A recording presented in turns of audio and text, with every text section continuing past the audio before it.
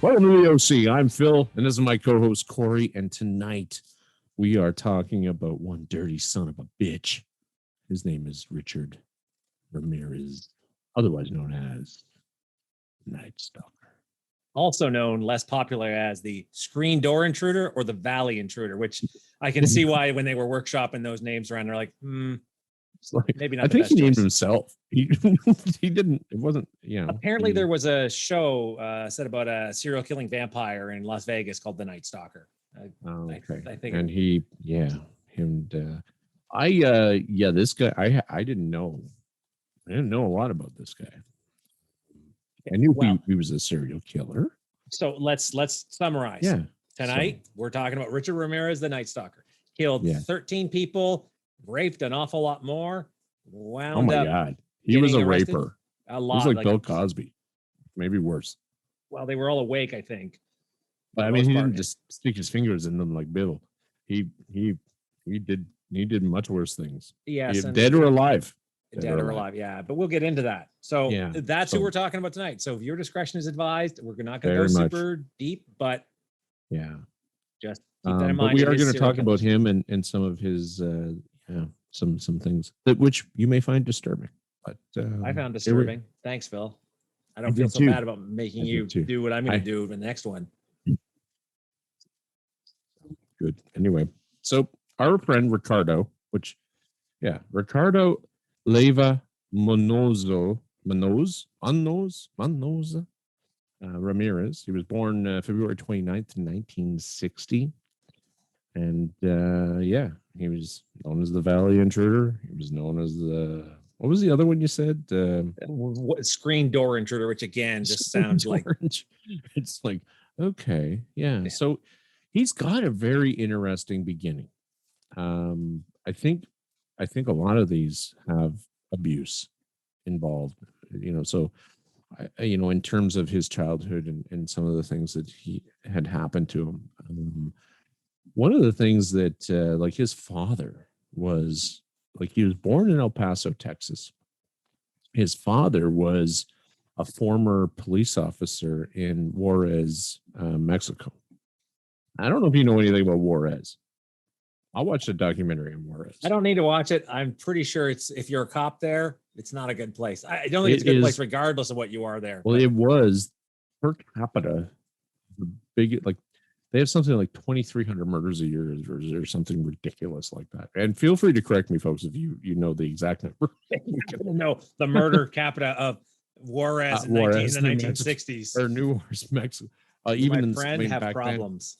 Then, it's a bad place. Like the cartels and so I'm not sure. Well, no, they leave there. Like, he's born in America. He's an American. He's born there. I'm not exactly sure when they come to El Paso, but he's one of was he 5 kids?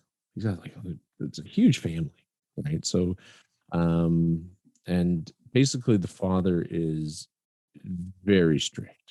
Well, he's also prone to fits of rage. So Daddy Ramirez was also very much an angry person and would fly at the handle. Angry. Yeah, and Julian was his father. Yeah, good old Richard would escape it by going to sleep in the cemetery, apparently. By himself. Yeah. Yeah, super weird. Kind of weird. That's a weird place for a kid to just, if you're going to run away. That is not the first place I would think of. No, but when you think about the idea that he's trying to escape. So he's probably not necessarily thinking too much. And maybe the cemetery was really close. They don't really go into that. I tried to find, hey, where's the cemetery? Was it like next door? Well, I think a lot of this too is his accounts, right? So I've viewed a lot of different pages and a lot of different things, and it kind of talks about that his father. Some things I read, it was his father would tie him to a stone in the cemetery. Like, I'm not sure. I'm not sure if that. I didn't read that, but I mean, there was a couple accounts that I read that, and I'm like, but most of it is that he would run away, like we said, and he would run away to the cemetery rather than deal with his angry, fucking disgruntled father, right? Who's probably seen more shit being a police officer in Mexico than you could even imagine, right? So, yeah, so you got this young man, a young boy, And we all know that this is a very standard thing when we see serial killers, is that there generally is a problem with their parenting. Well, they talk about like the trifecta, right? So one of the things is that abuse for sure, right? The other thing is they talk about trauma, but not necessarily, but they talk about like head trauma. So good old Richard had led with his head an awful lot.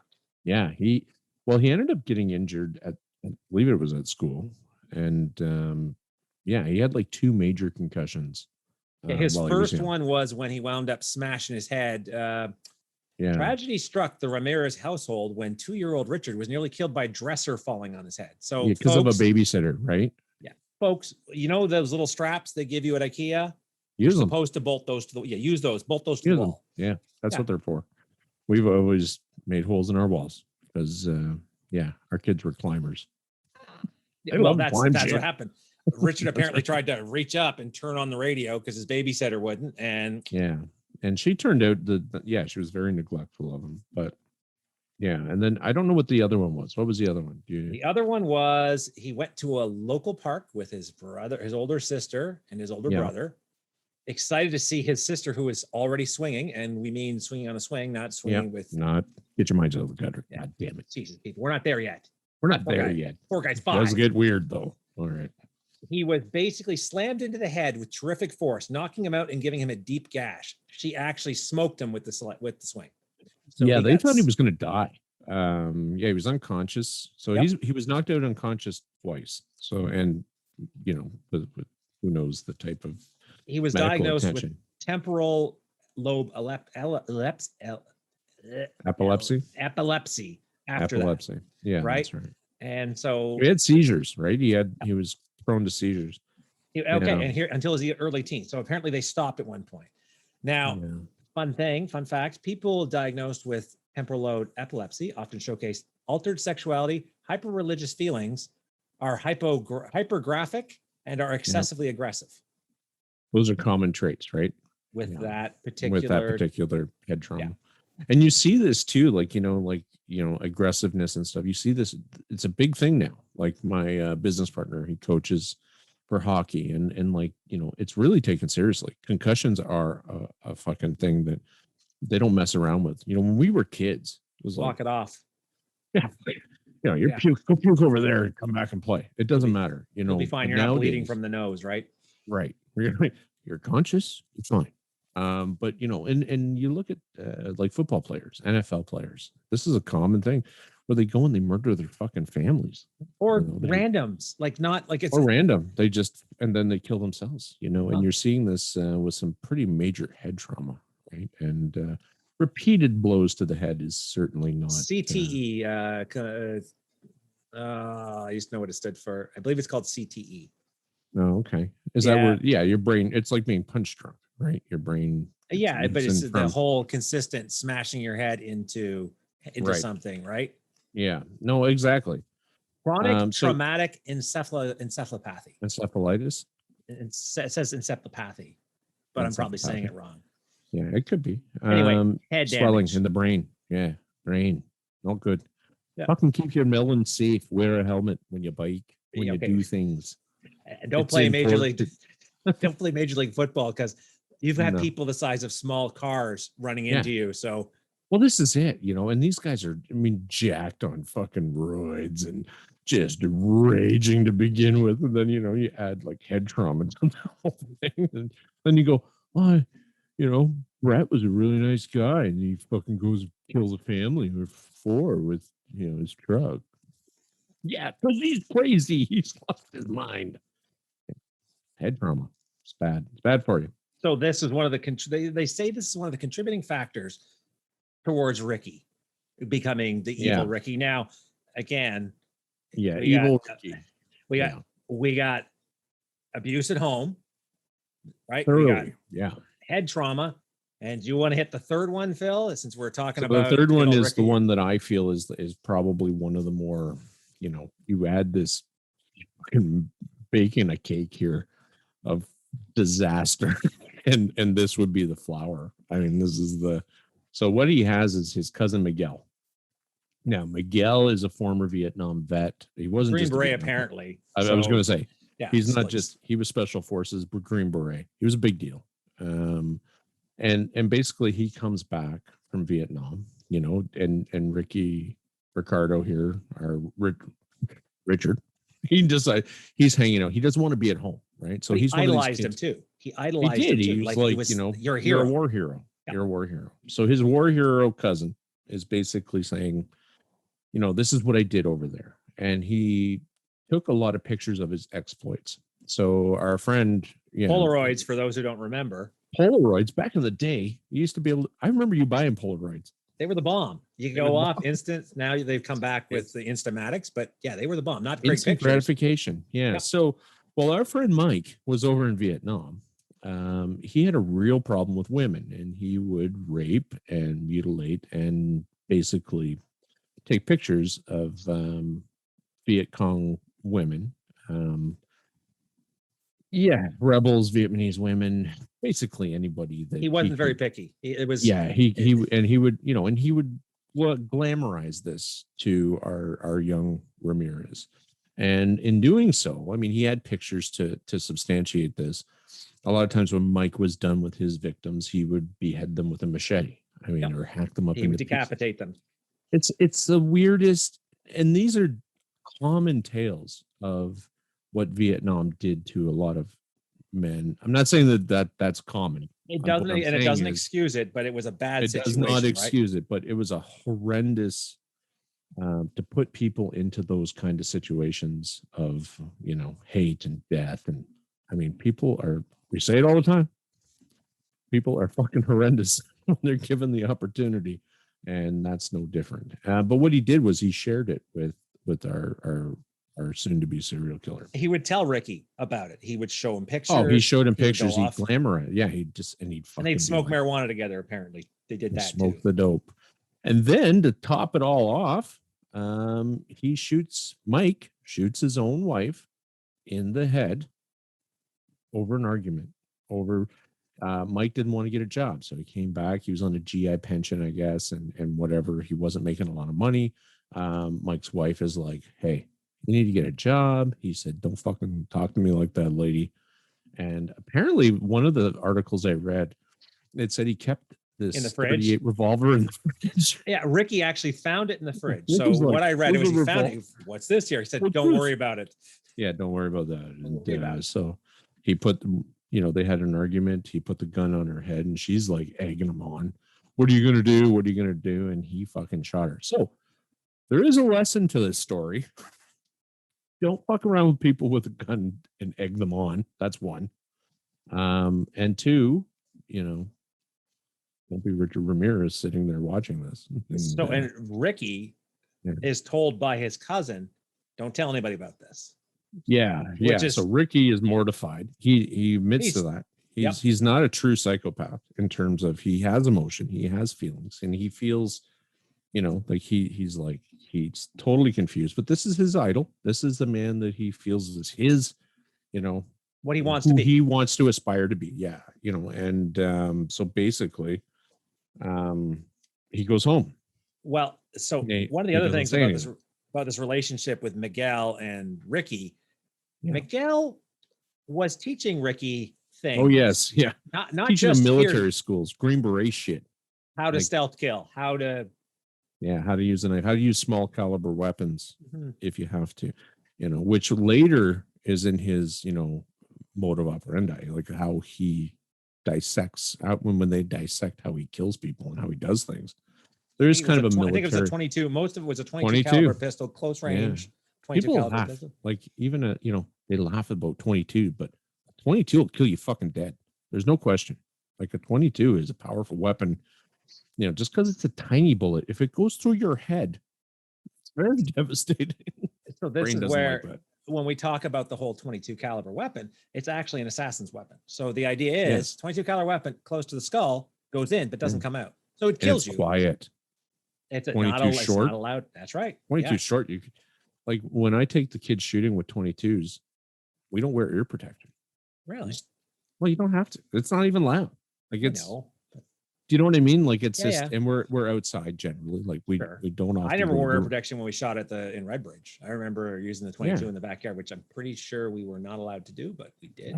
No. But yeah, I've taught my children a lot of safety, with guns, and they've been raised around guns. So, but the 22 is, I mean, I make them wear their ear protection for the most part, but I don't wear ear protection, and they're always looking at me like, why aren't you wearing your ear? Like, do as I say, don't do as I do. What? I'm just screwing with you. I'm just figuring, maybe you just I knew it. You hear the tinnitus. All you hear is a humming. I'm like, you son of a bitch. But yeah, so his cousin trained him in a lot of the skills that Ricky would eventually use in his career. Now, and well, or I don't know so much as like it was like, all right, Ricky, show up. No, 9 of course a.m. Be here. It'd be like, hey, you want to see something cool? You want to see how to kill a guy? I'm going to show you I'm going to show you how to sneak up on somebody. Yeah, watch it. Yeah, you stick the knife in the clavicle. He was, and he's absorbing everything because he's fucking 12 years old. And his cousin is a war hero. Like he is the closest thing to GI Joe. He is a war hero. He killed a lot of Viet Cong. Bunch of medals. Apparently had a bunch of medals. Yeah, for sure.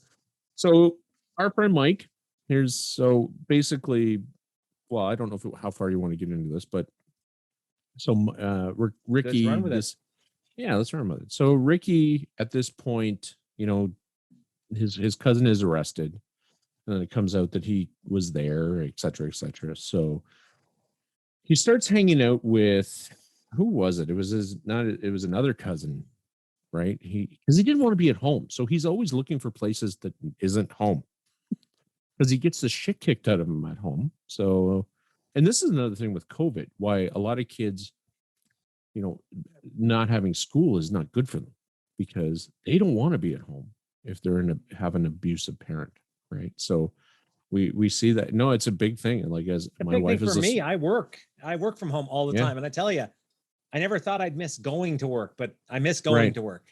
Yeah, well, you would miss going to work a lot more if you had the shit kicked out of you. Because I don't. Melissa can be very, very Melissa can be very aggressive. Very aggressive. And the rabbits. She's holding a bunny and just pounding you with the other hand.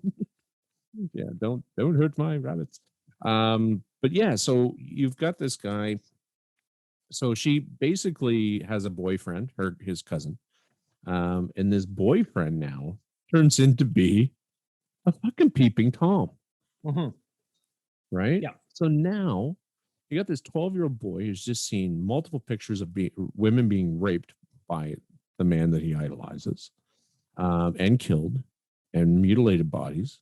And now he hooks up by sheer coincidence with, another cousin that he spends time with, and her boyfriend is a peeping Tom. They go out looking for, to be voyeurs and check out women and who knows what.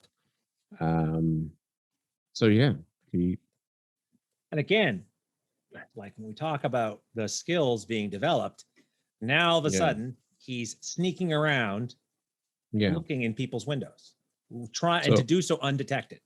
Yeah, it wasn't his cousin. I made a mistake. It's his sister, older sister. Yeah, her boyfriend. Yeah. Yeah. He moved in. I didn't look too deep into it. I just remember looking at it. And I was like, it's a really interesting story. Like, if you get a chance, like, there's so many chain of events. I mean, that just, this kid never had a fucking chance, like, in terms of, if you could have all the pieces fall together in the right order. That's why I said the trifecta, baby. Yeah. Like, you're dealing with the trifecta. I think if any one of these factors did not happen, particularly the chronic head trauma, he might have been okay. He might have been okay. Yeah, because, without you're right. I say that, this Mike and stuff, we've all met weird people, and we've all had the ability to go, oh, fuck, that's really weird. We're gonna stay the fuck away from that person. But maybe with the head trauma, he didn't have that. He didn't have that ability. Right? You talk about the idea of the hypersexuality. His inhibitions were the altered sexuality, aggressiveness, all these things that, again, you look at it, you combine it with the history of abuse from Dear Dad, you combine it with the idol teaching him how to kill and making it okay to assault women, right? That's right. And Well, that is not only okay to murder them, including your wife. And you'll get medals for icing on the cake. Our friend Mike, this asshole, gets out in 4 years because it's basically PTSD. So I don't know if you read this. So no, I did not read that. Yeah, so I sort of stopped Mike's story. I know, but there's it depends where you're reading, right? So he gets out in 4 years. He served his time. Where did he serve it? In a mental hospital, Texas State Mental Hospital. So he did 4 years, and they went, "Oh, you're done now. You're good. Your PTSD from Vietnam because of all the shit you saw. You're okay now. You're rehabilitated." Did they look at the Polaroids? I mean, I guess they didn't see those because otherwise, I think that would have reflected poorly on. Or that's another excuse as to his how maybe they use those. Maybe. Look how screwed up I am. Guess who goes and lives with Roberto and Ramirez? He goes and lives with them. So now you have these, and he also joins them on their exploits of women. Oh, interesting. LSD and all this other shit. So he starts apparently Ricky starts cocaine in high school. Yeah, well, he's 17 at this point. So it's 1977. So he's still young. Who knows what he's done up to this point? He's because he was born in 60, so he's got to be in that age range or what have you. But I mean, you just kind of look at it and you go, how the fuck? How the fuck did this happen? And the system works, Phil. The system works. That's all you got to tell yourself. Who lets a murderer come and live with you? Anyway, so this stuff continues. And like I said, they're spying on women and all. Like, it's just women are just nothing but dirt to him. He doesn't care. He's learned this behavior. He learned it. Now he had some run-ins with the law. 1977, he gets busted for marijuana possession. That's right. And then he's actually some petty shit. They moved to California, and then it's cocaine and burglary, right? Yeah. So he moves to San Francisco first, and then LA. And then that's so he doesn't want to work. While he does have a job, he while he was in school, he got a job at a Holiday Inn, and basically in the Holiday Inn is when he had some of his first sexual encounters with young children. So not only is he a serial killer, he's also a pedophile. And so he really enjoys two young children. It doesn't say if the young children were male or female, and I'm not entirely certain that it matters to him. I don't know. He's pretty screwed up at this point. He is very screwed up. So not sugarcoated. He's messed up. Yeah. So let's just so he's his employment with the Holiday Inn. I mean, it's a pretty well respected place. He basically fondles these two children in the elevator. But the topper is that he tries to rape a woman in one of the rooms. Yeah. So what he would do is he would actually, while working there, he would break into guest rooms, steal shit, and steal stuff. And apparently, at one time, he decided to sexually assault a wrong woman, wife, like a couple, like the wife while she was sleeping. And the husband comes in and kicks the shit out of him. Like bad. Yeah. Like perhaps a third concussion bad. Yes. Beats the fuck out of him. And that's how they describe it, like beaten senseless. He doesn't even know where he is. Now what happens is the police are called, and instead of pressing charges, they're not from that state. They're not from California. Yeah, they didn't want to come back. So they had left and they refused to. They didn't want to come back. That's right. And it is to testify or to pursue, court proceedings. They're like, fuck it. We don't want to deal with this. We'll get on with our lives. Which, if that had have happened, rape, or attempted, he could have been like 10 years. Like, we could have stopped how many crimes in that period of time, right? Like, no, exactly. The attempted. So given his history, and I believe I'm going to say attempted because I read was he wasn't successable. He tried. No, he wasn't. He tried. He was trying to force himself on this woman, and her husband. I don't know how it worked out, but he came in and good for him. He beat the fuck out of this guy. surprisingly, though, like you say, like here in Canada, our laws are different. The police can actually pursue a charge and pursue, and even it's a federal, yeah. So the state you wouldn't need to come back. That's right. And that the reason for that is that in abuse cases, where you have abuse like with female, like husbands and wives, the wife doesn't have to charge the husband. Police can charge the husband. They don't need the wife to do anything. They will automatically lay charges at this point. For sure. What was happening was you had a history of, they would call the cops. Yeah. So cops would show up, quiet things down, and then no, we're gonna place charges because I found it interesting because it's always like when we do one of these, there's always a little something where you go, that could have stopped.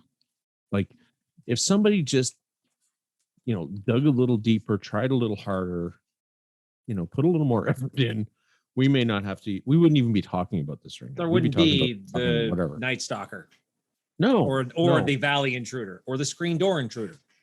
With those names would still be available to be assigned to other serial killers. Well, and this is it. So, he kind of goes cold from my reading until like 1984 after this, right? So he did some petty shit. But a lot of some Grand Theft Auto, a lot of burglary. Again, it was all it was now that we know of. That's right. And that's a big thing, is that we don't know, because he was like most serial killers figuring himself out at this time. Like his first murder, if you want to, was Jenny Fincow. That was in Los Angeles. Okay, that you're talking his first recorded murder, not his first. The Nightstalker's first murder. That's right. But they find June 28, 1984. They find out years before that he had killed a young girl and raped her. Months before that, actually. Was it months before, or was it years before? What I've got is his very, very first victim, and they didn't figure this out until like 2009 because of DNA evidence. Yeah, was in April 10th, 1984. So okay, and she was the first, and she was just a young girl. That's fucking sad. What was her name? Mei Leung, a Chinese American girl murdered in the basement of the San Francisco hotel where Ramirez was living. Yeah, like he coaxed her or something. I can't remember what it was. And he wound up stabbing her, molesting, like assaulting her, stabbing her, and then he hangs her body from a pipe. Yeah, it's just fucking horrendous. And this is the monster that has become, right? Like, now you can't tell me, one of the things that you're looking at 1977, he's starting to have a criminal influence. He's doing things. I think that the murders would be much higher, or rape, sexual assaults. I think that that's almost 10 years, right? 84 to 7, or what is it, 7 years? I don't know. I think that he was doing a lot of shit before they actually caught him. And so he actually claimed later on that he was responsible for more than what they caught him with. But they never say, and he doesn't say. No. I think he keeps them guessing. But he's pretty screwed up. So let's not forget. I mean, this is a guy who's doing hard drugs and stuff like that. So he's not necessarily in the greatest shape. Yeah, and we should mention too, like he was raised in a very Catholic sort of family, right? Was it? I didn't realize it was. No, he was. They were very religious, devout. Well, if you look at a lot of South America, like there's a pretty heavy Catholicism there. True. Brought on by the shitty guy named Christopher Columbus, who killed all those Chris people. Again. It sounds like you're gonna have to do a podcast about your favorite serial killer, Christopher Columbus. It wasn't even a serial killer. He was just an asshole that fucking got other people to do his dirty work. But no, so and then he decided, like, hey, this isn't working for me. I want to start to he got interested in satanic cult. So he became a Satan worshiper. And that's a real thing. He he was very open about it. Got a pentagram tattooed on the palm of his hand. I mean, yes, he did. There's some commitment right there. Yeah, and then some of his, he would try and make victims swear to Satan, etc. And that. Yeah, so there's a couple different points. So one of the ones, what was it? So we got the one where he basically said, "Hey, don't scream, or I'll kill you." Okay, I swear to God, I won't scream. And he said, "Swear to Satan." Swear to Satan. Swear to Satan. And when she said, "Okay, I swear to God," no, smacked her. Swear to Satan. So that was the swear to Satan one. Now he also drew, what is it? Pentagram on one of the girls. Where is it?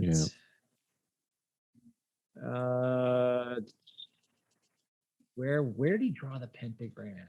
It was on, I think it was on the two older women. They were older, so he had no I didn't really get into the individual murders that much. And pentagrams were also found scrawled in the home of Moronia Vic murder victim Mabel Bell, 83, according to a previous testimony. 83, she was old, yeah. Yep. And then he drew one on one of the legs of one of his other victims. But he and the reason I don't sensationalize the actual murders and I try and focus more on the behavior and more of the psychology, and you do too. I mean, we're not going to solve any of these things or make any. And none of this stuff draws me, right? When I started, it's like, okay, I get it. He's a murdering bastard. Like, I don't need to go into details, but some of the stuff, when you look at the satanic worship element, it adds another dimension to it. Yeah, and he was deeply involved in that because he felt like God didn't help him, right? And he thought, well, what the hell? So if you're not going to help me, maybe Satan will, And if you believe in Satan or believe in God, maybe my belief in Satan will be beneficial to me. And that was sort of his logic of it. So one of his quotes is about Satanism, that it was undefined wisdom instead of hypocritical self-deceit. It is power without charity. Satan admits to be evil. Yes, I am evil. That's apparently he was pretty like, I mean, I think if you had to, is this person evil? Yeah, you'd probably say yeah. There's no honest. You can take someone like Jeffrey Dahmer, and I use that. He was impartial about killing people. It was just, it didn't matter to him. I don't know if that's evil. I mean, it is evil, but that's the nature of that human being. This is someone who had feelings, knew that what he was doing was wrong, and took pleasure in it. I think it's a very different animal. It's like when a wolf kills a baby deer. You go, oh, that's horrible. But that wolf was like, he's programmed to do that. That's his intention. That's how he survives. Where you get this guy, he knows better. This is like a deer killing another. This is like a deer killing a baby deer. Yeah, it's just he knows better, but he does it anyway, right? And he has to fight that inner voice that says, "What the fuck are you doing?" And then he's like, "No," Or maybe he doesn't have that inner voice. Or maybe, he may not. He may not. But I believe he was born with like it. Gary. Like who? Oh, like Gary Mathias. Yeah. Well, there was no confirmation that Ramirez had. Schizophrenia or anything else. The only thing was the temporal lobe epilepsy. That's it. That was the only when he was official. Young. Yeah. So he was considered a made psychopath, and this is one of the reasons I wanted to do this case, because I never really heard that before. I mean, I understand. You hang around bad people, bad things tend to be. You inherit those things. But I never I didn't think being a psychopath meant, and you're more of the psychology guy. You've heard of this obviously before. Well, this is the nature this is the nature versus nurture. Argument, right? Yeah. You can take something and turn it. So is psychopathy disconnection in your brain between two things, or is it something that, again, this is the perfect example of, now we don't know what he was really like as a kid. For all we know, he was a burgeoning psychopath. But nothing shows up. Nothing shows up. Normally, when somebody is naturally a psychopath, right, you will see the torturing small animals, right? The sadism. You'll see all those elements, and you don't see that. That's right. Or it doesn't show up in anything I read. Yeah. And he seemed to care what his father thought. He cared about his mother. Okay. He cared about things, when you look into, and he's honest about those things. He's like, yeah, my dad was terrified of my father. I wanted my father to love me, and all this other stuff. And his father knew too. Like there was some stuff there. His dad, there was some quotes that his dad made that no matter what I do, if I spend time, because his father worked away a lot, and basically he thought his neglectfulness would damage, young Ramirez. But then when he was there, all Ramirez did was make him mad. So he would beat him. And he was conflicted as, do I stay away or do I, just no parenting ability, right? Like very low. Beating your children. Yeah, especially because the whole family, the whole Ramirez family, no criminal history. Settle. Well, again, his sister did hook up with that loser Roberto. No. But in that core, family, like with his father, was it Julian? Basically, yeah, like his immediate family again, because his immediate family, his brothers and sisters. His cousin Mike was a piece of work. Well, yeah, but that was his cousin. But like his father was very proud of the fact that, their Hispanic background. They've worked hard. They're middle class people. They're working hard to become, the American dream. The American dream. Come here, work hard. And you don't cause shit. You don't cause problems. You don't become, criminal. And so he didn't fit that mold, right? So, but yeah, so we got our friend, I call him, Jesus. Whatever. Ricky. Yeah.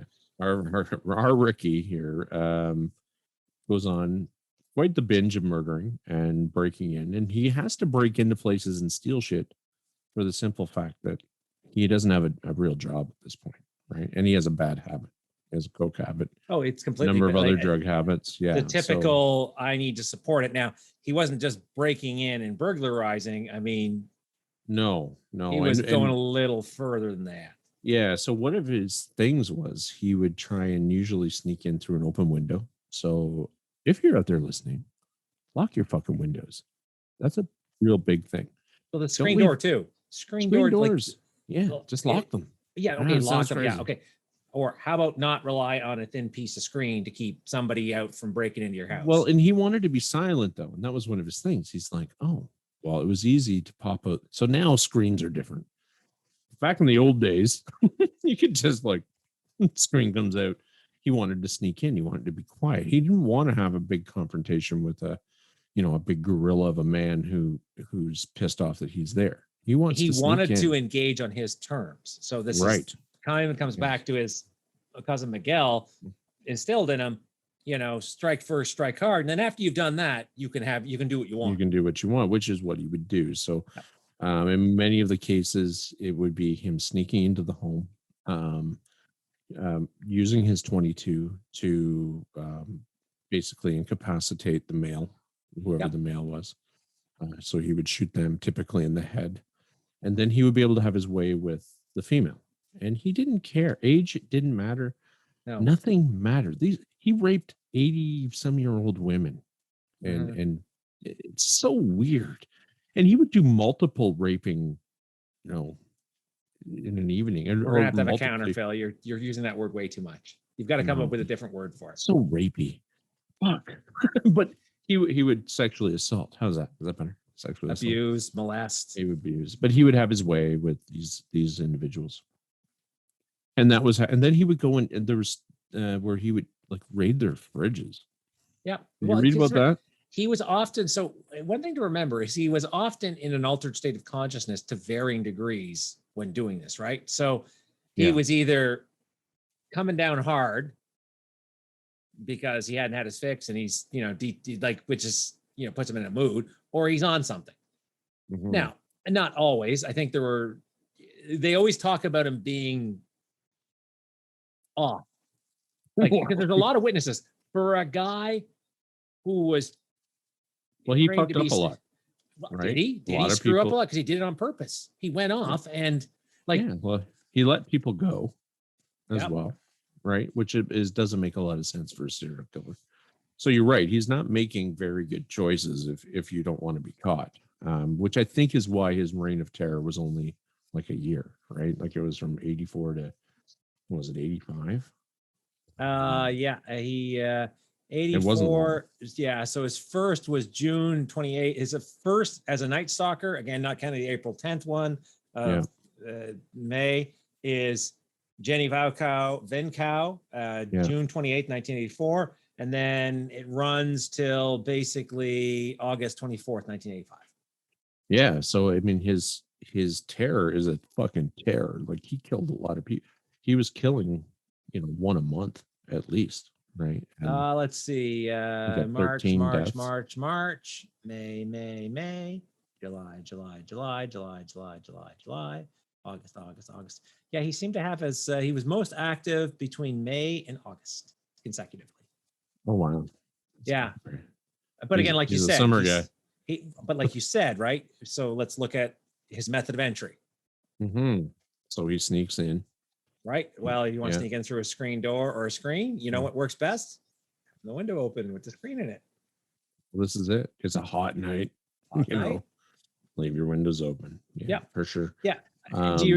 So one of the more fascinating ones was the Maria Hernandez. She was one of the survivors. Yeah, she was the student, right? Yeah, this is the one where he shot and she had her keys up at the time and it actually hit her keys and deflected off. Because it's a 22. You got to remember, like, it doesn't have a whole lot of stopping power, right? So it's going to ricochet even off, and she's fucking lucky, right? And she runs at that point. She runs at that point, and he actually goes in and kills her roommate. Very unfortunate for the roommate. That woman probably felt horrific for the rest of her fucking natural life, if she's still alive.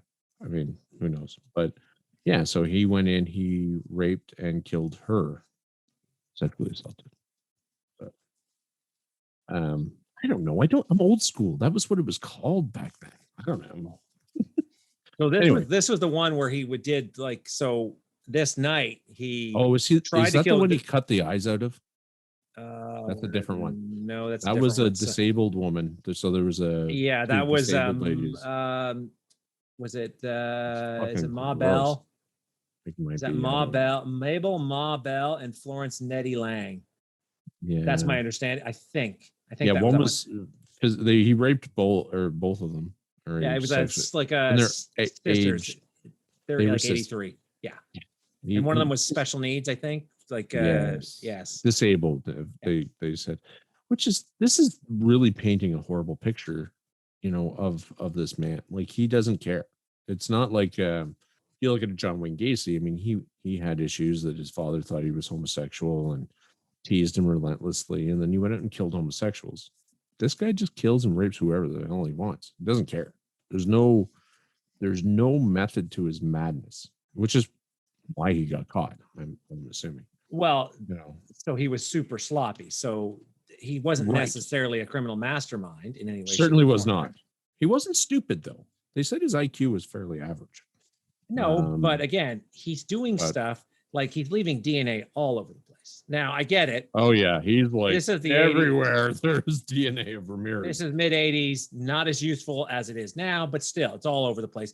Fingerprints all over the place. And this is a guy who's had previous run-ins with the law.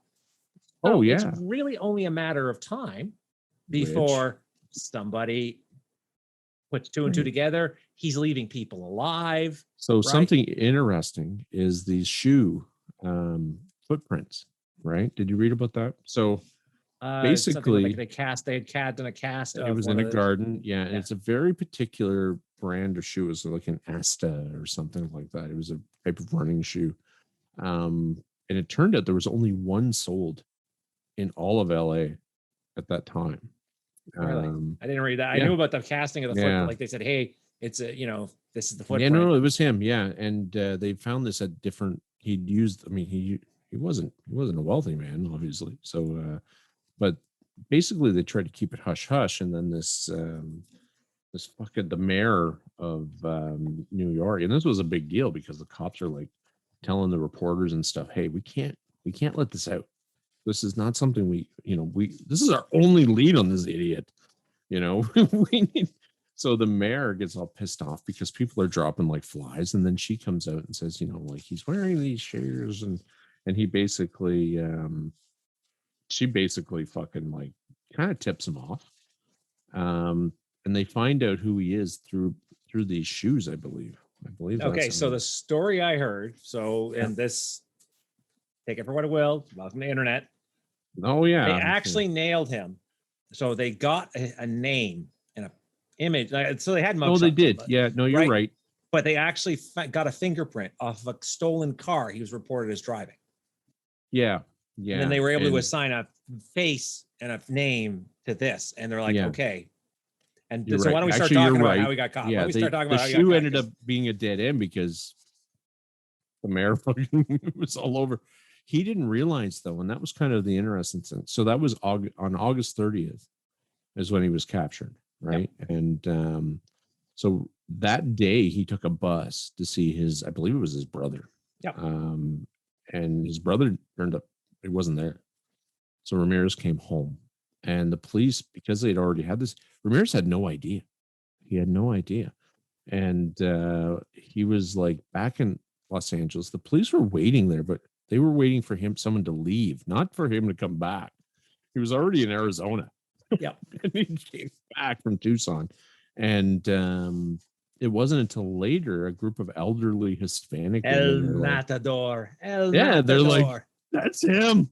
El Matador. The killer in Spanish. Yeah. I didn't know El Matador means. I thought El Matador meant bullfighter, but I guess. Well, you killed the bull. It's a horrible fucking sport. I'm sorry if you're Spanish and you like love that. That's your thing, but it's a terrible, torturous way to kill an animal. Anyway, so back to our story. So he's like, fuck, I gotta run. And he's trying to jack cars and do all sorts of things. And there's a group of dudes and they basically fucking like, they follow him, jump fences, grab him. They beat the fuck out of him. Senseless again. So here we are. So he tried to jack. I tried to steal a car on the freeway. Yeah. It failed. So he ran to another vehicle. A woman fought him during his carjacking. Her 82-year-old neighbor heard the commotion and came out. Yeah. And then basically he said, Ramirez said, don't get closer, I'll shoot. Well, the guy didn't see a gun, so he kept going closer. He's like, oh. Jose, the neighbor, is 82. So this is the guy who's confronting the Nightstalker, right? Right, yeah. And after that, this is the part. This dude can't catch a break, thank God. Mm-hmm. The woman's husband comes out and smokes Ramirez in the head with a steel rod. Yeah, it was like a pipe or something like that. Yeah, it's just a steel rod. And then Ramirez runs, and he's jumping through bushes, and they're being chased by his two fence sons. Post. Yeah. Fence post. They smashed him with. Yeah. So he's running at this point, and he gets caught, and they sit on it. They make him sit on the curb. And then when they realized he looks like, when they realized, hey, this is Nightstalker, then they proceed to beat the living hell out of him. Fuck out of him, which is good. I mean, which is good. This is justice. Welcome to justice. I mean, they would have saved. Yeah. Fun fact: most expensive trial in LA history.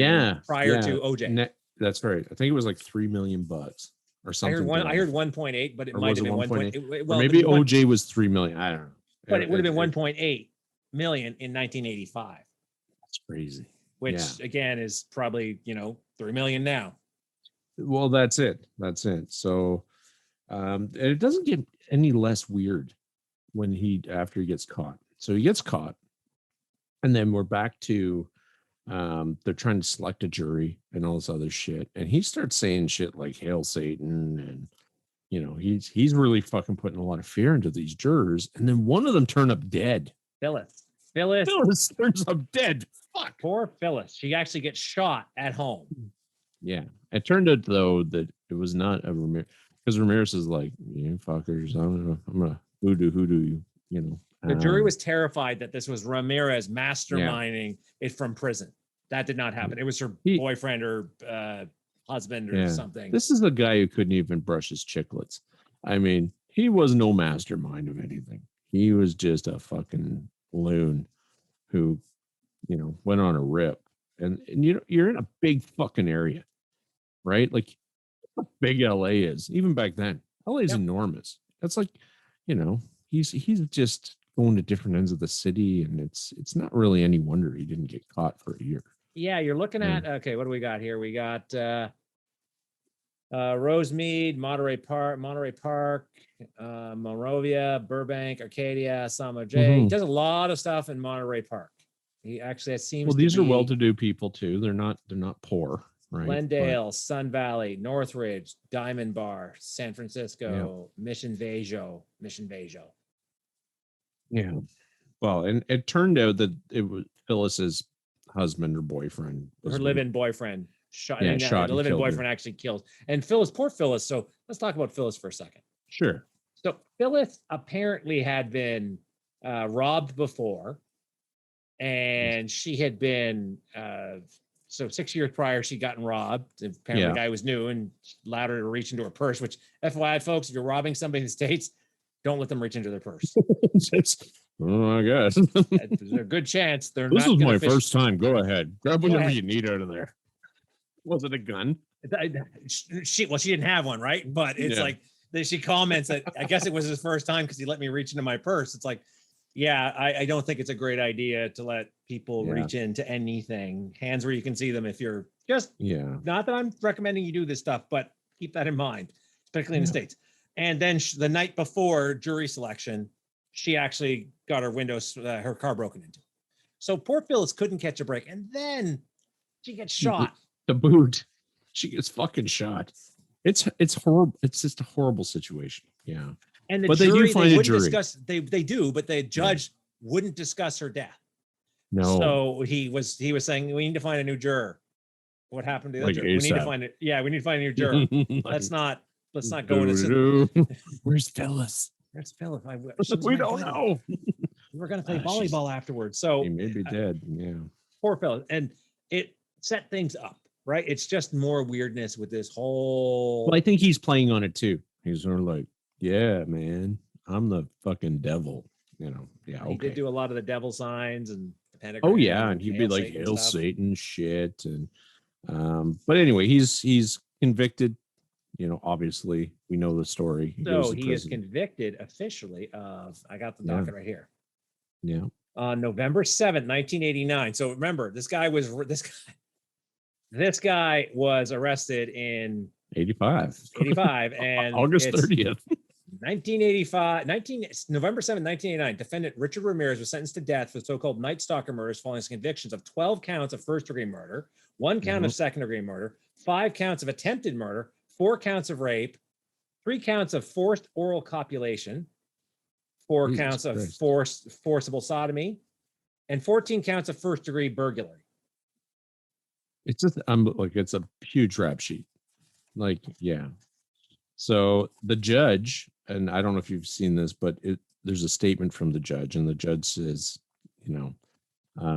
cruelty, callousness, and viciousness beyond any human understanding is what he described Ramirez as. He never expressed remorse, and after receiving his sentence, he said, "Big deal. Death always was with the territory. I'll see you all in Disneyland." You in Disneyland. What the fuck? You crazy son of a bitch. But yeah, it's funny because I read some of the pre-notes for the judge was deeply disturbed by the cases. I mean, I wonder why. Yeah, and it's I don't know. There's just a lot of he's a bad dude. I mean, I think they're all bad dudes. Don't get me wrong, but I think there's varying levels of bad dudes, and this is a guy who's, he's not just targeting any one person. He's doesn't matter, men, women, children, they're all fair game. So let's talk about bad dudes, okay? Sure. All right, we'll talk about bad dudes from what? Are you familiar with Bonnie and Clyde syndrome?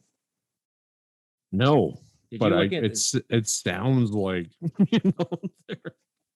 Do you know who married our good buddy Ricky while he was in prison? Well, yeah, I fucking read that and I was like crazy. Like, what was her name? Noreen Leoy or Leoy, yeah. Leoy. So his romantic relationship, right? Twisted fucking moron. She was an editor of Tiger Beat, which right there shows a deviant individual. Apparently, she'd worked with John Stamos. She was John Stamos. Yeah, apparently she'd worked with John Stamos, and John Stamos said she struck me as incredibly lonely, but I owe her, for getting me my start. You mean the John Stamos? The John Stamos from Full House. So dreamy. Do you know he was in the Beach Boys? No, wait. Was he really? Was he? They said that in Full House. I don't know. I'm gonna. No. I actually pulled up my neighbor across the way. I believe it was John Stamos was in the Beach Boys. Pretty sure it was the Beach Boys. Phil, you will put something to correct this if I'm wrong. But my neighbor across the way, I said John Stamos. I remember the Beach Boys were on the show of Full House several times, right? And I didn't know if that was because he just knew them or. My understanding was he was in the Beach Boys, which could explain a lot. Yeah. Yeah. So anyway, like Brian Wilson. Brian, just like there's a whole show. There's a show on Brian Wilson. Holy fuck. Anyway, lying in bed, just like Brian Wilson did, like the Bare Naked Ladies song. Yeah. So the Bonnie and Clyde syndrome. And funny enough, we have our own version of this in Canada where somebody's experienced this. Our good buddy Paul Bernardo. That's right. Apparently, he's got some honeys on the side that really. Oh yeah. There is a whole fucking dedicated fucking clan of brainless fucking women that just love these guys. And if you're out there listening, you're fucking mental. I'm sorry. So it affects mostly women, not men, but men are not immune to it. There are not, I couldn't find any cases. Yeah. It's a medical term in the DSM-5 is called hybristophilia. So anything that ends with philia has something to do with sex, FYI. So necrophilia, right? That's corpses. Yes, right. So, and they usually fall in the category of paraphilias. So this is one of those where they are, educated people. These are not dumb. No, I know. And not only that, well, there is the psychology behind it shows that, these are women that have had previous bad relationships, obviously. They tend to be looking for a super strong male figure. Well, how much more alpha do you get than someone who's like murdered a bunch of people? This is part of the psychology that I've read about anyway. And not only that, there's no real attachment, right? So they can be in a relationship, but the relationship is very one-sided, right? They have the power because they're in prison and will never see the light of day, right? So that is some of the psychology behind it, is that that these are it's a very safe relationship for them. Well, right? Doreen was Ricky's biggest defender right up until about 2009 when she found out about the child. And then all of a sudden it's like, oh. Yeah. But then she was replaced in 2013. Christine Bell, Christine Lee. Christine Lee, yeah. That 23-year-old writer or some shit like that. I couldn't find anything really about her. I pulled up, there was a huge article on Doreen. Yeah, I mean, I've heard all this stuff before about people wanting, prison relationships, and I've seen, like, it's fucking insane is what it is. And I think they shouldn't be allowed. I think that, you know what? You've murdered X amount of people. You have totally given up your fucking right to be a human being on this planet. And you are now on death row. That is where you should sit and rot and have zero communication with the outside world. So the problem with that is, what if Ricky was innocent? Now we know he's not. Okay, so there's no. So this is the thing, right? We seem to be saying, well, we got to treat everybody humanely. No, we don't. No, we have literally several smoking guns. Like, this is not. Yeah. I don't even know what his defense was. Did he? He admitted to it. Like that. He's a fucking. It's like Bernardo. Yeah. Okay, I have no problem you tying a large weight to his neck and dropping it. No problem. Me either. I think that, you shouldn't even appease this sort of behavior, because what if he starts to talk her like a Charles Manson sort of situation, right? Starts to talk her into doing things for him. You don't want that on your.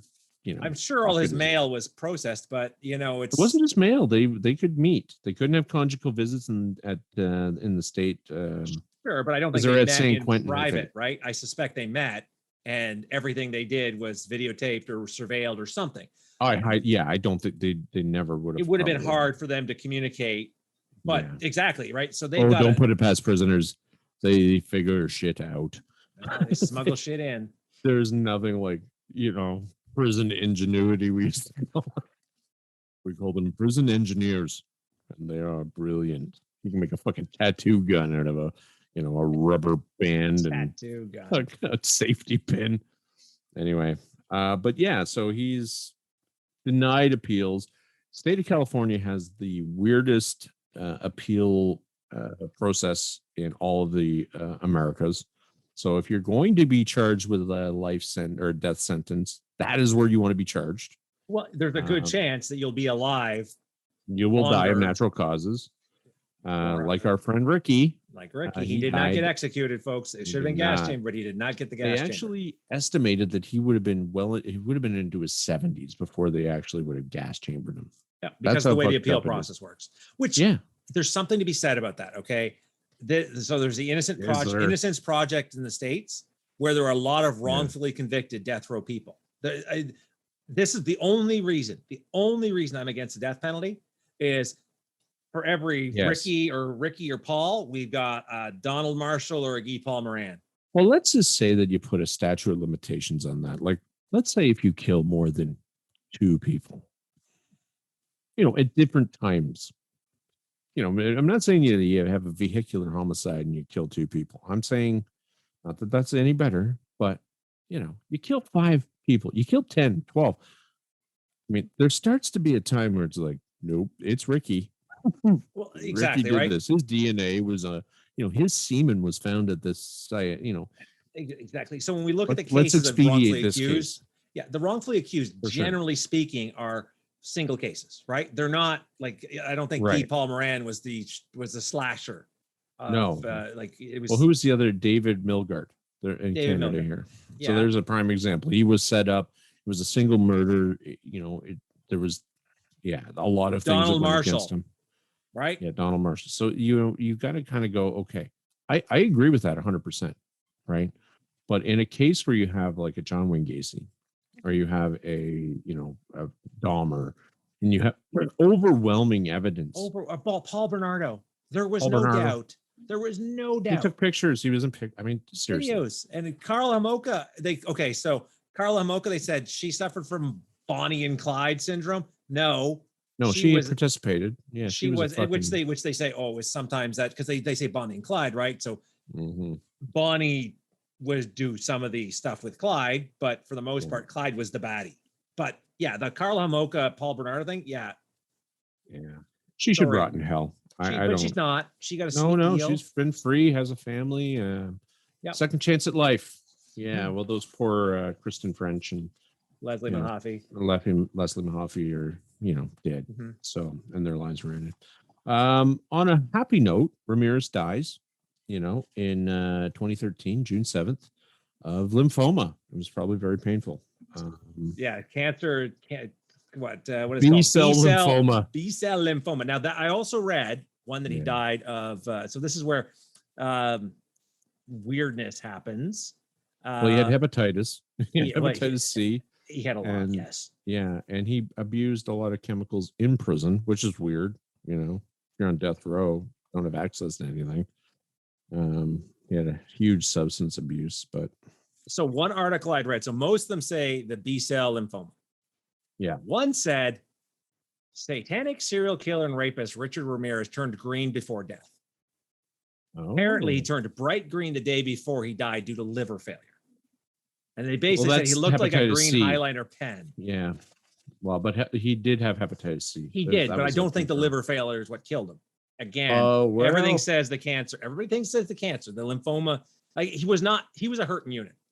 Oh, yeah, he had, So, you need a liver transplant if you have, hepatitis C. I mean, you will eventually need one. There's no cure for it. So, yeah. I think you can be vaccinated against it, can't you now? Isn't there a vaccine? Yeah, it makes it less, but you still can get it. I had to be vaccinated for Hep C. We had to have regular TB tests for tuberculosis. That makes sense. Because then TB and hepatitis. So you would get your shot. It was actually hepatitis is a 3 injection to protect you. and you feel like absolute shit after the third injection. But it does protect you for, I think it was 10 years. I don't know. I haven't had one in ages. You're not necessarily hanging in an area. I mean, this is back in your prison days, right? Yeah. Yeah. So, okay. For the record, folks, Phil has never been in prison. I used to spend time there. But one of his potential career paths. I could go home. That's right. One of his potential career paths was, you know, corrections. Yeah. Big Boss Man from WWF. Big Boss Man. Da, da, da, da. Yeah. Elvis. Anyway. So yeah, that's pretty much him in a nutshell. I think that, you know, as far as serial baddies go, if we had a list, he'd be pretty fucking close to the top. But again, there's not, so it's the, like, you look at some of the other ones. So you look at okay, let's not forget our buddy Gacy and dressing up like a clown. I'm not saying Gacy's a fucking right, or Jack. Yeah. Let's not forget Jack, you know, Saucy Jack. Right. Saucy so Jack. Yeah. No, and it's funny because I was talking, you know, they're all bad. They're all bad. I don't know how you could hit them against each other in terms of evil, but this dude, he was a different kind. From my reading, he's a very different kind of evil. But yeah, it was hard motivation. So you try to go off, and this is so why I'm so glad I'm not actually a criminologist. I mean, I that was my major in university, but right. I'm so glad I don't do this for a living, because you're trying to get in the minds of these people and figure out, okay, what were their motivations? Let's unspool this bag of crazy, this yarn ball that's just collapsed in our hands, and let's see, why did Ricky decide? I don't think he can. I don't think he can. I think that's the joys of psychology, trying to figure that stuff out. Yeah, for sure. But you look at, like, you know, I'm by far not a psychologist or psychiatrist or anything, but if you just look at the pattern of what happened to this guy, who am I to say that if I was in a similar situation, how would have I turned out much differently? You know, and this is why it's important to figure it out. Right. Because, you know, you kind of say, well, there are people that, you know, we're not born that way. You know, that things happen to them, you know, that's beyond their control. And I'm not saying what he did. I mean, fuck, like someone should have put a bullet in him. But at the same token, you know, he did what he did. What can we learn from it? And that's where figuring out what happened, why he did what he did, because you're able to go off and say, okay, wait a second here. And like I said, the trifecta. Okay. You've got abusive family, like a dad who beats him, right? Dad who beats him, demeans, whatever him. Okay. You got viciously head trauma. Beats him. You've got head trauma. Bad head trauma, right? That's right. That's right. And then you've got cousin Miguel. Like it's and Roberto. That's right. That's right. Tom Roberto. And brother-in-law Roberto, right? Yeah. Like you've got all these things that just start. You're like, okay, wait a second here. So the time he's 12, he's my son's age.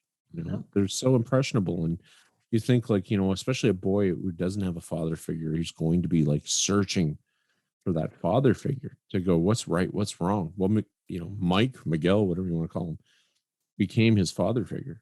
You know, even though his father was there, Julian wasn't there. He was there to beat him. Yeah. You know, and be disappointed in him. So which is teaching him a lesson in and of itself too, right? So that's the thing. Look, I'm stronger than you. I can do what I want to. Yeah. Yeah, and which is just, you know, there's a lot of things that could have happened that, you know, that, and I wonder if that's why we're not seeing serial killers in the same way that, you know, you saw back in the 70s and 80s, and, you know, you're not hearing tell of serial killers because there are systems in place for children, right? That, you know, there are early warning signs. You have early warning detection with social workers in schools. Teachers are more aware, you know, kids are more aware. There are systems in place. Systems in place that, hey, like if I'm not safe, what can I do? And I think, you know, like the child safety, you know, lines and the helplines, the child helplines, those are important. And they didn't exist back then. No. You know, like in our age, who would you talk to if your old man was beating you? I guess you could talk to a teacher, and even then they'd be like, "Oh, what no, that's not my. I don't know what you're talking about. You probably deserved it. They're going off. They got the strap. Well, this is the time period where you fucking got the strap at school. Like, we're not that old. and you could still, get the Still strap. could. I never got the strap. Your cousin Jamie did. I think I got whacked with a ruler once. You did? Probably. I remember getting whacked with a ruler once. Yeah. There's a good chance you deserved it. I probably did, but that's not the point. No. So, Richard Ramirez, let's recap. Okay, summarize. Do you want me to summarize? You're going to summarize. Sure, you're good at it. I like your summaries. You want me to summarize? Okay. You're good at it. Ricky Ramirez, otherwise known as the Nightstalker, otherwise known as the Screen Door Intruder, otherwise known as the Valley Intruder, killed about 13 people that we know of. And ruined countless other lives. Exactly. Yeah. Events between 1984 and 1985. So this was over roughly about a year. Let's say about a year. Yeah. Was caught, got married in prison, loved Satan, and died of B-cell lymphoma, and apparently was the color of a green highlight. Yeah, and hepatitis C, and probably half a dozen, and apparently was bright green when he died. Yeah. From liver failure. So it was the most expensive trial in LA history up until our good buddy O.J. Simpson. O.J. Simpson. And that brings us to. Oh, you want me to talk about my topic? What are we doing next week, Corey? H.H. Holmes. So. Oh, God. Our seasons run 13 episodes. Oh, well, that's a big one. Let's finish it with a bang. Season 1, we ended with Jack, the OG serial killer. Now we're ending with H.H. Holmes, who is probably the biggest.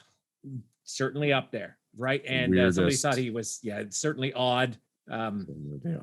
Disturbing. I know a little bit about him. So I'm excited. Episode 13, season 2 is ending. Yeah, why not? Let's do it. And then season 3. Who thought we would make it this far? Well, it helps. It helps that we break it up and say this is a season. Now we've ended a season. 13 episodes in a season. Look at this crazy time. I've been doing this for years. Not really.